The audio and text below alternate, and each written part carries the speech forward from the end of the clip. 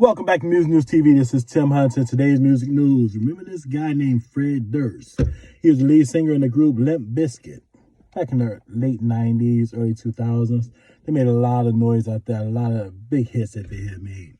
Well, Fred Durst, come to his surprise, something very interesting happened. And that interesting thing is he got a royalty check. Not one, but two of them. He got a check for like $1 million for being in the group Limp Bizkit, royalty checks.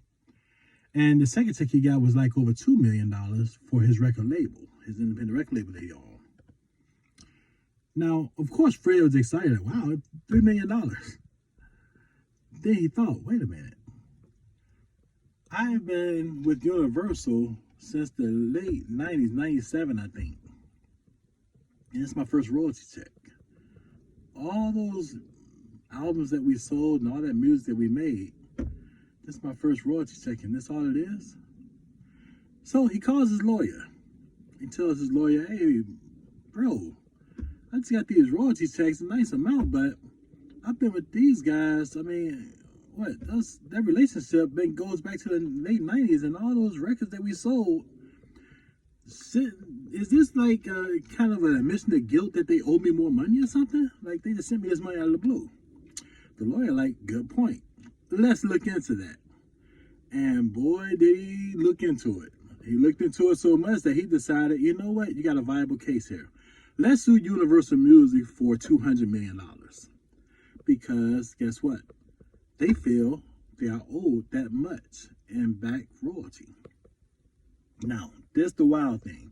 If they actually win this case, do you know what kind of doors that open up for all the artists of the past who sold records? I mean, you have one-hit wonders out there who sold probably 25, 50 million albums. I mean, up to current date. That may have made that one hit 30 years ago. You have groups that may have sold millions and millions, but never see one royalty check just like Limp Bizkit did. That means that they will have a viable case too against their record label, respectively. And chances are, if Limp Bizkit will win or Fred Durst will win, they will too. So this could be a game changer legally for artists who may have came up short financially with their hard work and their artistry. And maybe a new day and age. Unlike the 50s and 60s and 70s where they could just easily take advantage of artists, nowadays it's a digital footprint out there. So they're going to have to account for the monies out there. So we'll see. I'm going to keep you guys posted on what happens with this case here, because this case is very important there.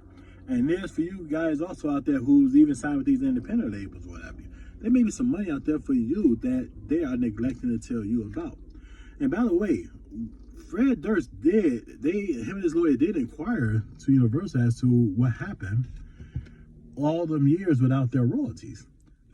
The record label told them they didn't have to report anything to them. Sounds pretty arrogant to me, but we'll see what happens there. So we'll keep you guys posted. In the meanwhile, like and subscribe, and I can get you with more music news. Thank you for tuning in.